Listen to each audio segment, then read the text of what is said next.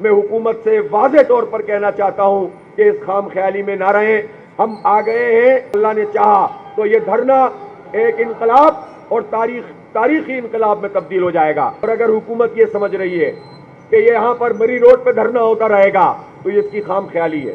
اب تو وہ صنعت کار بھی کہتے ہیں کہ ہم بھی بل دینے کے قابل نہیں رہے. پاکستان کی تاریخ میں پہلی مرتبہ یہ ہو رہا ہے. جائز مطالبات ہیں ہمارے، ناجائز کوئی مطالبہ نہیں ہے. اگر کسی نے یہ سمجھا ہوا ہے کہ ہم 2 دن 4 دن کے لیے یہاں پر آ کر بیٹھ جائیں گے اور اس کے بعد کوئی ایسی جعلسازی نمائشی اقدامات کر لیے جائیں گے اور ہم چلے جائیں گے، میں حکومت سے واضح طور پر کہنا چاہتا ہوں کہ اس خام خیالی میں نہ رہیں. ہم آ گئے ہیں اور روز کی بنیاد پر یہاں بیٹھ کر حکمت عملی ترتیب دیں گے. یہاں سے انشاءاللہ جائیں گے نہیں، بلکہ آپ دیکھیں کہ اس شدید گرمی میں جب اتنی تعداد میں لوگ موجود ہیں تو ابھی تو قافلوں کی آمد کا سلسلہ مزید شروع ہو جائے گا انشاءاللہ تعالی.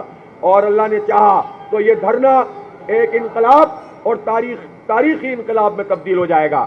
لہذا ایک ہی راستہ حکومت کے پاس، آئی پی پیز کے حوالے سے یہ طے کرو کہ جن کے معاہدے مکمل ہو گئے ختم.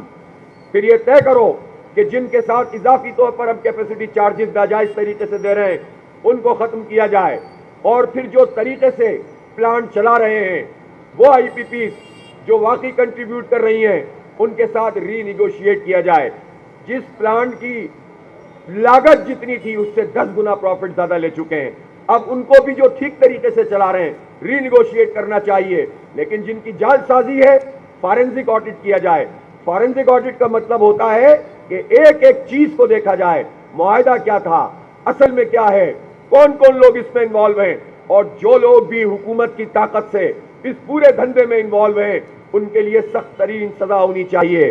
دوسری بات یہ ہے ہم بجلی کی قیمت کم کرنا چاہتے ہیں، اس لیے کہ اب لوگوں کے بس میں نہیں رہا. اب لوگ بہت پریشان ہیں، غریب تو ہے ہی پریشان، مڈل کلاس کہاں جائے، متوسط طبقہ کہاں جائے، سفید پوش طبقہ کس سے مانگے، کس کے آگے ہاتھ پھیلاتا رہے. جس کے آگے ہاتھ پھیلا رہا ہے اب تو وہ صنعت کار بھی کہتے ہیں کہ ہم بھی بل دینے کے قابل نہیں رہے. پاکستان کی تاریخ میں پہلی مرتبہ یہ ہو رہا ہے کہ انڈسٹری کے لوگ اپنے بلوں کو ڈیفر کروانے کی کوشش کر رہے ہیں، قسطیں بنواتے ہیں. میں فیصل آباد گیا، پشاور گیا، لاہور گیا، کراچی گیا، اسلام آباد گیا، پنڈی، یہاں کے تاجروں سے پچھلے 1 ہفتے میں ملاقات کی، یہاں کے صنعت کاروں سے ملاقات کی اور انہوں نے اپنا دکھڑا یہ سنایا کہ بہت بس ہو گئی ہے، اب فیکٹریاں ہم سے نہیں چلائی جا رہی. ظالموں، ایک فیکٹری بند ہوتی ہے ہزاروں لوگوں کا روزگار ختم ہوتا ہے. تم ملک میں کیا فساد کروانا چاہتے ہو، انتشار پیدا کرنا چاہتے ہو. لہذا ہم اس ملک کو انارکی کے لیے نہیں چھوڑ سکتے. اس لیے ہم نے فیصلہ کیا کہ ہم ایک پرامن سیاسی مزاحمت کریں گے اور لوگوں کی آواز بنیں گے. میرے نوجوانوں کو کے اندر بہت جذبہ ہے اور یہ سارے لوگ یہ کہتے ہیں کہ ہمیں ڈی چوک جانا چاہیے. لیکن ہم نے فیصلہ کیا کیا؟ ہم نے فیصلہ یہ کیا کہ جب انہوں نے ہمارا دھرنا روکا تو ہم نے اس کو 3 بڑے دھرنوں میں تبدیل کیا. ہم چاہتے تو ڈی چوک پہنچتے اور یہ روک نہیں سکتے تھے، لیکن کیا ہونا تھا، یہ فساد کرتے، یہ پولیس کو ہمارے سامنے کرتے اور اس کے نتیجے میں یہ اس دھرنے کو بھی سبوتاج کرتے اور اس ایشو کو بھی ڈیفیوز کرتے اور اس کے نتیجے میں پاکستان میں کوئی امید کی کرن پیدا نہیں ہوتی. ہم نے جو فیصلہ کیا ہے اس کے نتیجے میں جو راستہ ہم نے اختیار کیا ہے، انشاءاللہ اب ہم یہاں بیٹھ کر اپنی قوم سے بات کریں گے، اپنے نوجوانوں سے بات کریں گے اور ایک دباؤ ہے جو بڑھتا چلا جائے گا. اور اگر حکومت یہ سمجھ رہی ہے کہ یہ یہاں پر مری روڈ پہ دھرنا ہوتا رہے گا تو یہ اس کی خام خیالی ہے.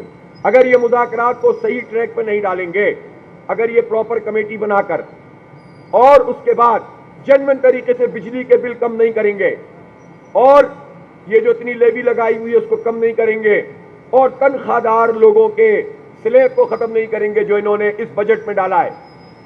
جائز مطالبات ہیں ہمارے، ناجائز کوئی مطالبہ نہیں ہے.